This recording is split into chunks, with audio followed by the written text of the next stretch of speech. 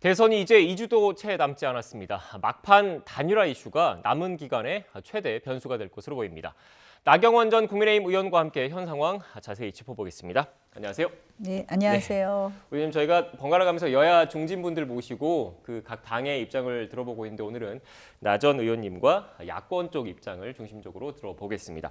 먼저 오늘 이 얘기를 해봐야 될 것 같아요. 지금 현재 대선 전국에서 가장 큰 막판 변수, 야권 후보 단일화지 않을까 싶은데 관련해서 오늘 오전에 여러 발언들이 좀 있었습니다. 먼저 녹취를 듣고 오겠습니다.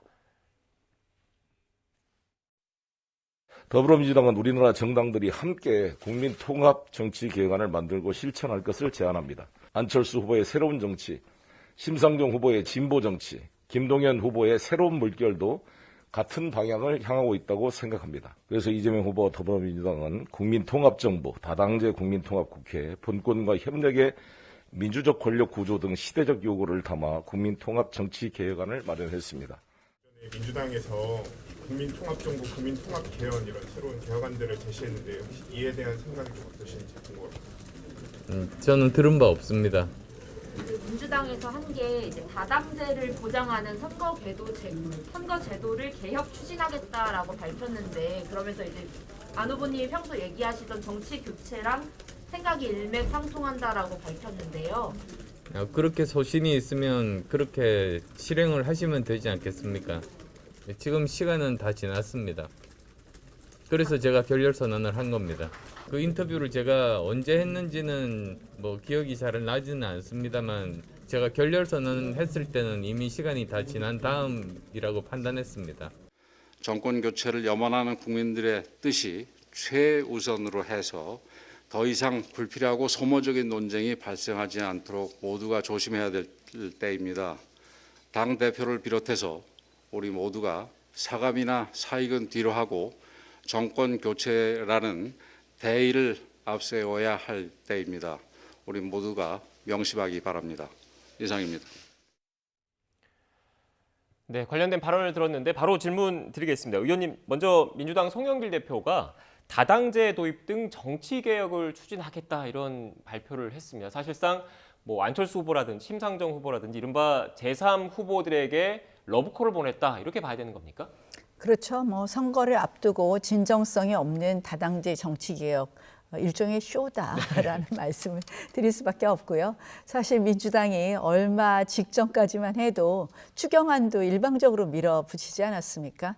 20대 국회에서는 선거법, 공수처법을 막무가내로 사실은 의회 민주주의를 유린하면서 밀어붙였고, 또 거기에 대해서 심상정 후보는 사실은 속았다는 생각을 하신 거고, 그래서 저는 저런 제안을 했지만 안철수 후보도 이미 선을 그었고요. 심상정 후보께서 2번 속으시면 그럼 바보라는 소리를 듣잖아요. 그래서 저는 저런 제안이 큰 의미나 반향을 갖기는 어렵다 이렇게 봅니다. 네. 그런데 또 민주당 입장에서는 진정성을 갖고 봐달라, 정치개혁에 대한 의지 표현이다 이렇게 주장을 할 수도 있을 것 같은데요. 진즉에 하셨어야죠, 그러면. 그동안 사실 180석을 갖고 얼마나 의회를 마음대로 운영하셨습니까? 사실 의회의 오랜 관행, 의회의 절차 민주주의를 다 무시했었거든요. 그래서 민주당이 지금 와서 저희 이야기를 하는 것은 국민들은 물론 또 정치권에서도 참 그 진정성을 믿기 어렵다. 그렇게 보입니다.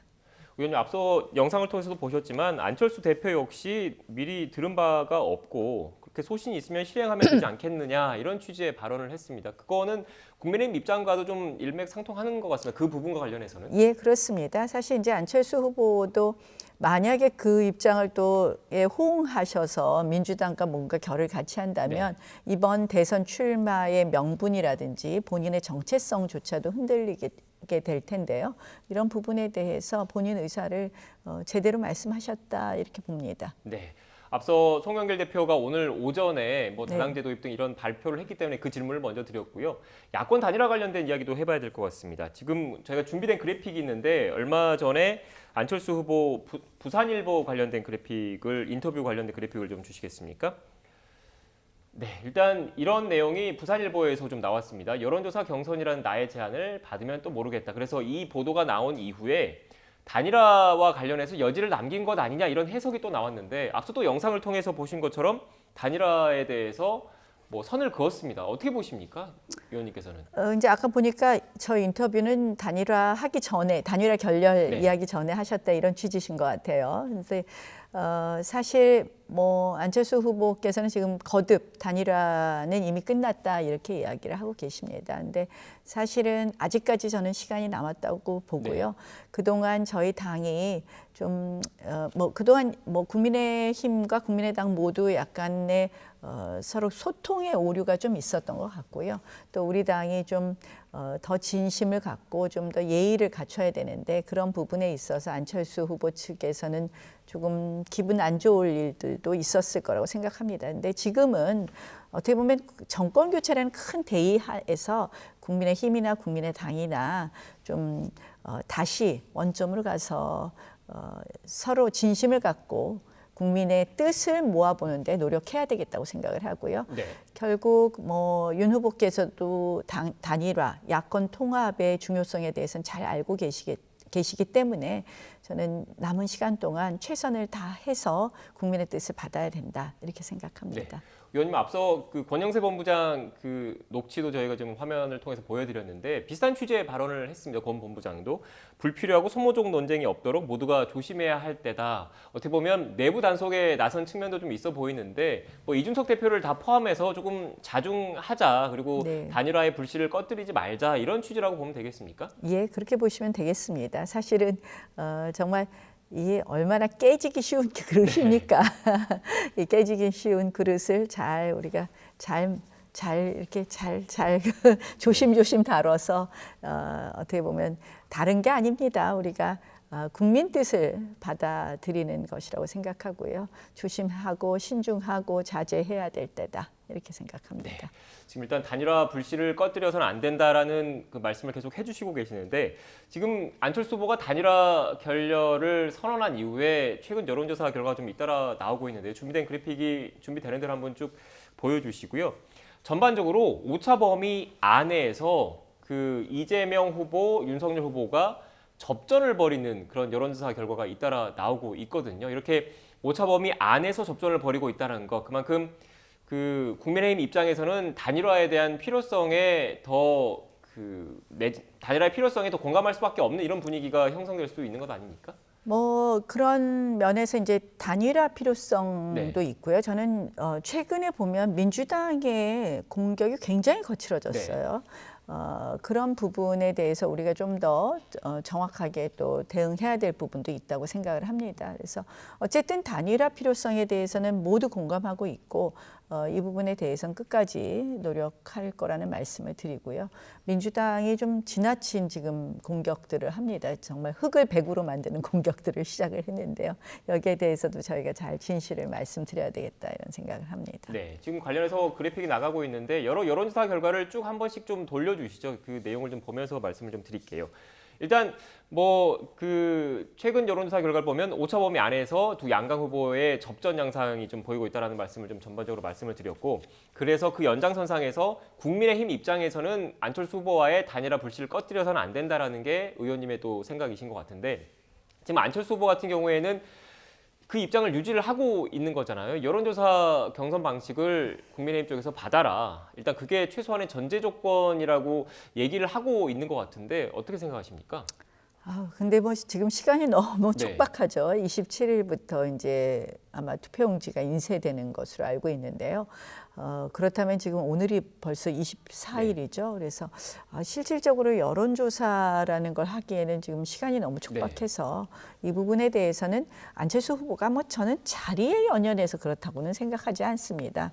이제 여론조사를 말씀하시는 이유는 어떻게 보면은 본인이 양보할 수도 있지만 이렇게 일종의 이제 출마했다가 다시 그만두는 그런 것에 대한 어떻게 보면 늘 철수한다 이렇게 말 듣는 것에 대해서 그런 우려를 불식하기 위해서 어떻게 보면 공정한 룰을 만들어 보자 이런 얘기신 것 같은데요.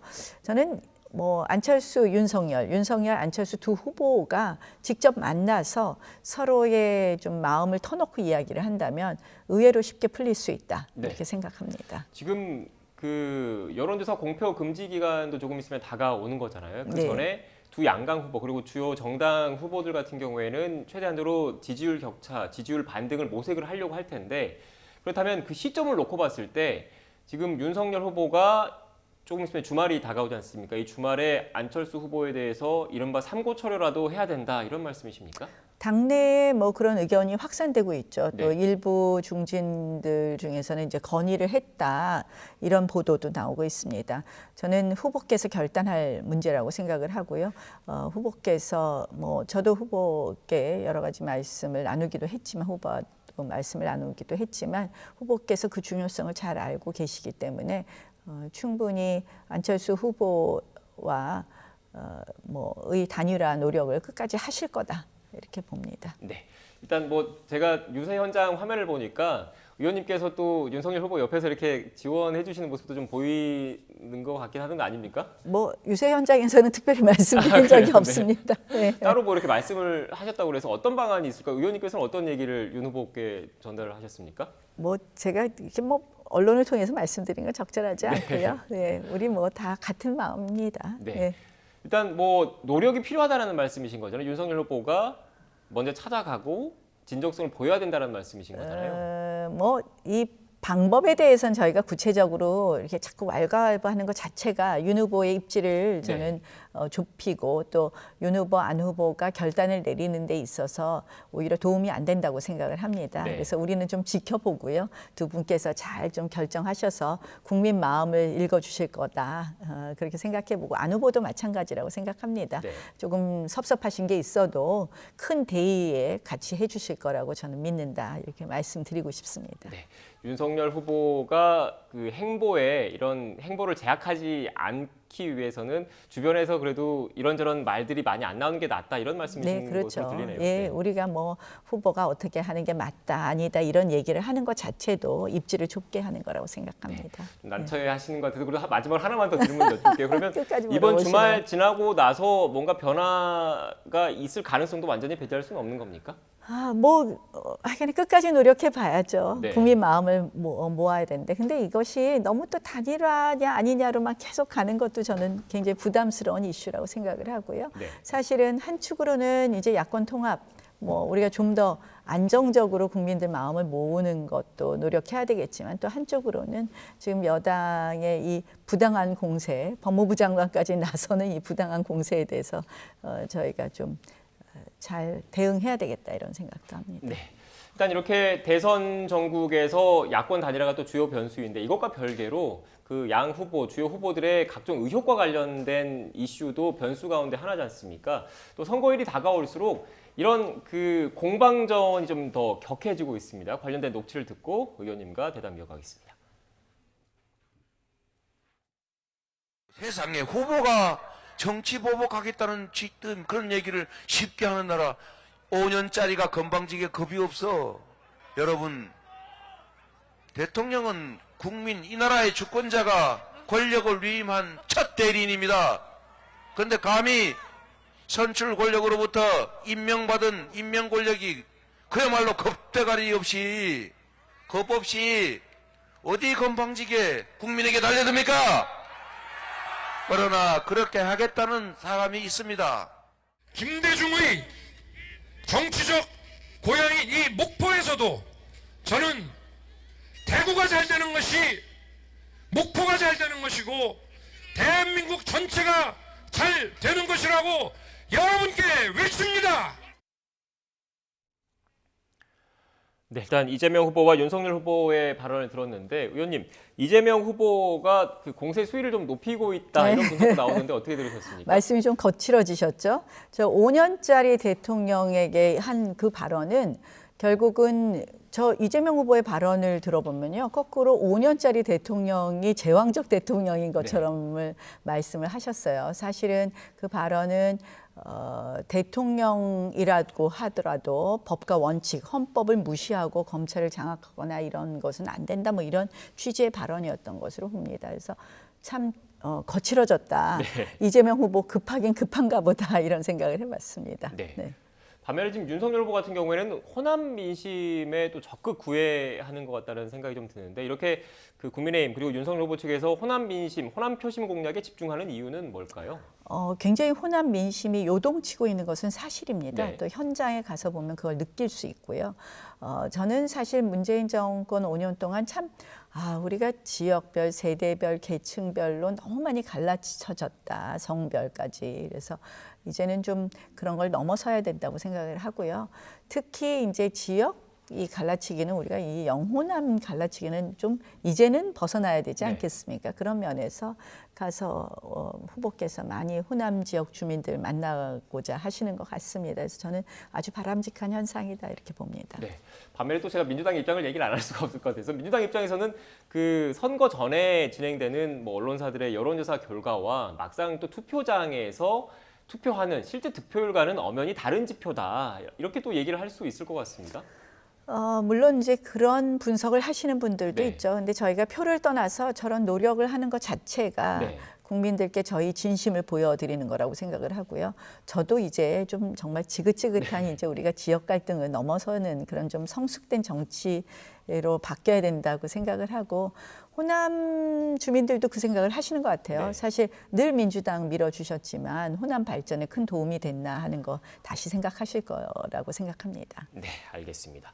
일단 이어서 대장동 관련된 이야기도 해봐야 될 것 같아요. 최근 들어서 또 대장동 관련된 이슈가 다시 좀 불거지고 있는데 어제는 이른바 한 언론 보도를 통해서 그분으로 지목된 조재현 대법관이 기자회견을 자청을 해서 열었습니다. 어떻게 보셨습니까? 사실 이 대장동 의혹은 뻔한 겁니다. 네. 결국은 3억 5천 투자하고 8,500억 원을 가져가게 한 그 기본 설계를 누가 했느냐. 초과이익 환수 조항을 누가 삭제했느냐. 그 가운데 있는 두 분이 사망하셨잖아요. 극단적 선택을 하신 거 아닙니까? 그런데 지금 이걸 흙을 백으로 만들려고 하니까 지금 무리한 자꾸 이런 언론 플레이 또 무리한 주장을 하고 있습니다. 그래서 조재현 대법관 문제도 그 녹취록에 나와서 보면 녹취록에 어떻게 보면 공범끼리 지분 나누는 것에 서로 과장하는 것 같은데 대화에 나온 것 같고요. 조재현 대법관의 해명, 결국 딸들이 그런 빌라에 산 적이 없다는 것을 보면 저는 이 녹취록 자체의 본질이 지금 흐려져 있다. 그래서 그 녹취록은 다 볼 거는 딱 하나다. 거기 마지막에 이재명 게이트다라고 이야기하지 않습니까? 그래서 사실 뭐 참 이게 흙을 백으로 만드는 노력 가운데 이제 대법관도 끌어들이고 이제는 마침내 윤석열 게이트라고 민주당에서 그러더라고요. 참 어이가 없습니다. 저는 어제 김문기 처장의 아들이 기자회견을 하는 거 보면서 참 마음이 아프더라고요.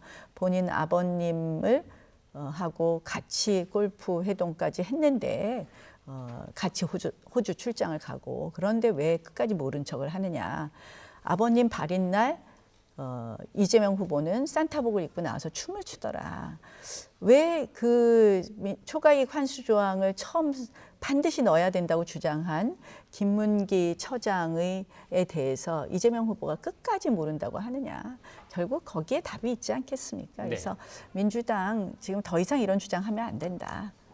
이렇게 생각합니다. 반면에 민주당 입장에서는 그 이른바 대장동 이런 개발 세력의 종잣돈이 부산저축은행과 관련된 사건에서 나온 거기 때문에 그때 부실 수사 의혹을 좀 제기하는 거고 그 당사자의 윤석열 후보가 연루돼 있는 것 아니냐 이런 의혹을 제기를 하고 있다는 점을 제가 참고로 좀 말씀을 드려야 될 것 같아요. 부산저축은행 사건에서 윤석열 후보가 76명, 76명을 기소한 것으로 알고 있습니다. 거기에는 여야 실세들이 다 들어가 있었죠. 그 당시 은진수 감사위원도 들어가 있었고요. 서가번 전 민주당 의원도 들어가 있습니다. 그래서 무슨 부실 수사를 했겠습니까? 알겠습니다. 마지막으로 이 질문은 또 그 공평하게 좀 질문을 좀 드려야 될 것 같은데 또 그 일부 언론 등을 통해서 윤석열 후보의 부인 김건희 씨의 도이치모터스 주가 조작에 연루된 것 아니냐 이런 또 의혹이 다시 불거지고 있어요. 여기에 대해서는 어떻게 생각하십니까? 보십니까? 이게 지금 이제 뭐 공소장, 뭐 별지 목록이 있다 없다 이렇게 하는데요. 네. 제가 보니까 이 박범계 법무부 장관, 민주당 출신 정치장관 안더니 오늘 보니까 뭐 텔레그램 방에도 그 민주당 선거인단 텔레그램 방에도 일종의 뭐 특보단 방인가요? 거기에도 같이 들어와 계시다 그래요. 박범계 장관이. 사실 이건 저 검찰에서 저 공소장 별지가 흘러나온 건데요. 참 직접 이 선거 개입하는 거 아닌가 이런 생각이고요. 만약에 민주당 주장이 사실이었다면 이 도이치모터스 주가 조작 사건은 이미 네. 주범들이 기소가 되지 않았습니까? 그때 왜 기소를 못했겠습니까? 그래서 저는 더 이상 이 호도할 것은 아니다라고 생각을 합니다. 네, 알겠습니다.